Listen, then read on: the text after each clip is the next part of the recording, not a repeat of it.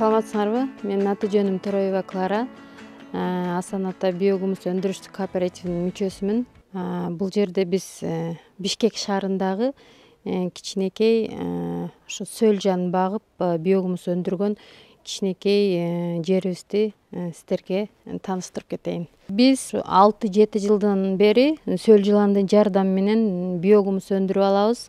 Биздин максатыбыз Кыргызстан боюнча сөл жыланды биогумусту элге жайылтып, үйрөтүп, ушул биогумустун жардамы менен продукция өндүрүп алуу максатыбыз, химикаттарды колдонбой.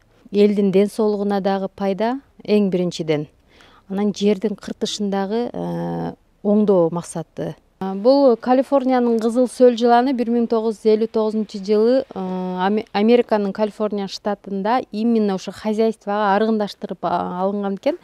Навоздорду, калдыктарды удобрение кылып өндүрүп алышка. Анан ушул сөл жыландын бир касиеттүүлүгү бар экен, суюктугу. Ошол суюктугу аркылуу навоздогу вирустарды, мындайча айтканда, оору жуктуруучу бир немелерди 100% таза кылып, обработка кылып чыгарып берет да. Биздин сөл жан багуучулар айтып келет, мисалы үчүн тоокко оору тийгенде ушул сөл жылан аркылуу сөл жыланды берип айыктырып алдык деген дагы практика жүзүндө айтып келишет да. Сөл жыланды багуу боюнча айтып берсем, жаңы баштоочуларга бул сөл жыландарга өзү керектүү эң биринчи ошол кых болуш керек. Андан кийин 70-80% нымдуулук болсо, жылуулук болсо, 10 градустан жогору температура болсо, токтоосуз күнү түнү 24 саат бою биогумус өндүрүп берет бизге. Ар бир сөл жыландын граммы канча болсо, мисалы бир сөл жылан 1 грамм чыга турган болсо, бир суткада 1 грамм биогумус өндүрүп берет, иштеп берет. Жаңы, мисалы үчүн баштайм ушуну алып биогумус өндүрөм дегендерге биринчи ушул навоз керек, 4 айдан жогору болуш керек. Свежий дагы, жаңы дагы навоз болбош керек, себеби жаңы навоздо газ болот дагы сөл жандарга зыян тийгизип коет. Ошо 4 айдан жогору өтө да күйүп калбаган навоз болуш керек. Мындай тегиз эле жерге навозду салып, мисалы 1 тонна навозго, 1 тонна навозду эгерде азыр кыш мезгили 1 метрге чейин, жарым метрден 1 метрге чейин бийиктигин көтөрүп салып, анын үстүнө 100 килограмм сөл жыланды салып, анан саман үстүнө жылуулап жаап, 70-80% нымдуулукта. Ошол боюнча теплый полду колдонбой эле ушул боюнча багайын деген баштоочуларга ошол боюнча февралдын ортосунда ачканга болот. Бул жылуулук берүүчү системаны ортосуна салып, ортосуна төшөп, анын үстүнө дагы навоз салып, ортосунда калыш керек да. Жылуулук бергенде жылуулугу түбүнө дагы жогоруда кете тургандай болуш керек. Дагы бир түрү бар, мындай фольга сыяктуу. Аны деле ошол үстүнө жаап койсо дагы болот. Түбүнө салып дагы жылуулук берип колдонсо болот. Жогоруда айтып кеткендей, сөл жыландын көбөйүшү өтө тез болот. Мисалга алсак, бир сөл жылан, бир эле штук сөл жылан бир жылына 3000 штук көбөйөт. Мисалы 1 сомго сатып алган сөл жыланыңыз 3000 сомго көбөйдү дегендей да. Ал эми температура 10дон ылдый түшүп кеткенде, только биогумуска гана иштейт дагы сөл жыландын көбөйүүсү, жумуртка таштоо процесси токтоп калат. Ошон үчүн кышындасы дагы ушул жылуулук болуп, ондун өдөөсү температура болуп көбөйсүн десеңиздер, мындай системаларды орноштуруп колдонсоңуздар болот. Мындай системаларды биогумус экологиялык таза жер семирткич. Анын составында ошо өсүмдүктөргө керектүү элементтердин баардыгы бар. Биогумус колдонуп 1 гектардан алынуучу түшүмдү биогумус колдонуп 50 сотик жерден алсак болот. Жана 20 күн эрте пышып берет. Бул жерде болсо көрсөтүп кеткендей биогумуска өстүрүлгөн помидор, эгерде беркинде химикаттарга өстүрүлгөн помидорлордун ортосунда жипчелер болот да. Значит, ол ошо химикаттар кошулуп өндүрүлгөн помидорлор болуп эсептелинет. Ал эми биогумуска өндүрүлгөн пышкан помидорлордун эч кандай жипчеси болбойт, даамы башкача болот, өтө даамдуу болот, сапаттуулугу дагы жакшы болот. Мен бүт кыргыз элиме сунушум ошо баары сөл жылан, ар бир үйдө сөл жылан болсо, сөл жылан жардамы менен биогумус өндүрүп, үйдөгү гүлдөн баштап эшиктеги даракка чейин өзүбүздүн таза экологиялык жер семирткич менен өстүрсөк дагы, өндүрсөк дагы ошо өзүбүздүн продукцияны колдонсок, эч кандай химикаттарды колдонбой, элдин ден соолугуна да пайда, жердин кыртышын оңдойбуз. Анан бул сөл жыланды багуунун жолу өтө эле оңой, эч кандай физикалык күч деле талап кылбайт. Ар бир аял кишинин деле колунан келет өндүрүп ошону колдонуш. Сатуу жагына болсом, бизнес тарабынан да өтө жакшы. Эч кандай коркпостон эле ошо аял кишилер деле баштап ошону багып өндүрсө болот. Бир гана ошол ден соолук, жердин кыртышын эле оңдобостон акча жагынан дагы жакшы прибыль алып келе турган бизнес десек дагы болот.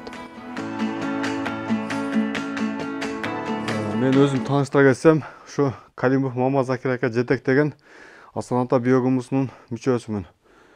Ушу сөл жыланды кышында кантип багуунун жолдорун жана кантип биогумус өндүрүүнүн жолдорун үйрөтөбүз. Кышында бул жерде ушундай кичине жылуулап багабыз. Буну сырткары технология менен бакса да болот экен. Буга эч кандай баягындай ачыкча эмелердин кереги жок. Баягы жерди көөлөп, асфальттап багыштын кереги жок. Азыр биз бул жерди даярдаганыбыздын себеби, бул жерде Кудай кааласа мына жазга чыгарып, жыткы биогумус алганга даярдалган жер да булчу. Мына жерде көрүп атасыздар, зым тартылган. Бул зымдан ар 2 метрден душ коюлат. Душтан кое берилгенде бул жактан сыргып түшүп, мына канал менен барып ямага түшөт. Мына бул жерге бакканыбыздын себеби, көрүп атасыздар, мыяктар пленка менен тосулган, боковойдогу дуалга эме кылбаш үчүн. Бул жерден зым тартылган. Бул зымдан шлангы тартылат. Шлангы тартылып, бул жерден жанагындай душтар коюлат. Баягындай чачылып турат турганча, жамырлатып себилүүчү система турулат. Ушул жерден тамчылап түшкөн суу бул жактан агат дагы өзүнүн ямага түшөт. Көрүп атасыздар, мыяктан баягы жана айткандай жыткы биогумус ала турган суу ушул жерге, ушул ямага келип түшөт. Маяктан түшүп, ушул жерге чогулат. Маяктан да коюлган, бул жака да жазында коюлат, Кудай кааласа. Бияктан да агат. Бул сөл жыланды кышында деле бакса болот экен. Кышында деле көбөйөт экен, бул өлүп калбайт экен. Баягы өзүнө ыңгайлуу жерге кирип, өзү бул жаныбар да, ыңгайлуу жерге кирип жашашка аракет кылышат экен буларчы. Мына азыр кыштагын ачып көрсөтөйүн. Бул мисалы сырткарда баксаңыз боло берет. Бирок бул количествосы өтө көбөйүп кетпейт. Өзүнүн нормасында канча салсаңыз ошончо болуп тура берет. Бирок мына кышында салдык, мына сөл жандарыбыз бул жерде да жакшы, өтө эле эффектив жакшы болуп атат. Мына көңдүн сырты тоңгону менен ичи тоңбойт да. Азыр канча градус суук? 26. Бирок мына сөл жандарыбыз иштеши өтө сонун болуп атат. Мындай жатканда кышында деле бакса болот экен, мына. Өздөрү? Буну кышка багуунун жолдору, бирок мындай жайык таштап койсоңуз, Бул жукараак таштап койсоңуз тоңуп калышы мүмкүн да. Ошондуктан буну үйүп туруп, бир где-то 1 метр көтөрсөңүз өтө сонун болот. Бул көбөйүшүн дагы деле өздөрү аракет кыла беришет да. Где-то bir 30 метр жерибиз бар мына жерде. Мынакта дагы бар. Бул 30 метр жерге 1 квадратка 10 килограмм сөлжан салынат. Ошондо 30 метр жерге 300 килограмм сөлжан салынат. Бул 300 килограмм сөлжаныбыз где-то bir ай болду да. Мына салганыбызгача. 1 айда үстүн жаап, ушундай кылып таштап койдук. Кудай кааласа, мына 1 ай болсо 2 айда даяр болот. 2 ай, 3 айда. Буга мисалы, если көбөйтөм десең, ар 1,5 ай сайын буга 40 салып турсаң, азык салып туруш керек да, мындайча айткандачы. Бунун азыгы эң жакшысы эле мына 40 болот. Андан кийин мисалы, если чириген 40 болсо, о да азыраак болот да, бунун көбөйүшү азайып секиндешип калат. Ошон үчүн буну мисалы мындай айтканда, жаңы десе өтө эле свеж көңдүн кереги жок. Буга мисалы bir жуулган же bir кыштан чыккан 1 жылдык көңдөр бар го. Ошолорду салсак, буларга азык болот да, булар көбөйүшүн ошончо тез көбөйтөт. Бул таяр буйогубуз сөлжан иштеп чыккандан кийинки.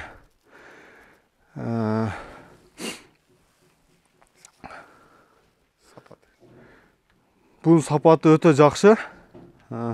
Биз буну текшерип, практика түрүндө дагы көргөнбүз. Бул 1 литр жидкий биогумузду 50 литр сууга аралаштырып, буну болсо тамырдан берсек да болот, капельный система менен. Жалбырактан сепсек да болот.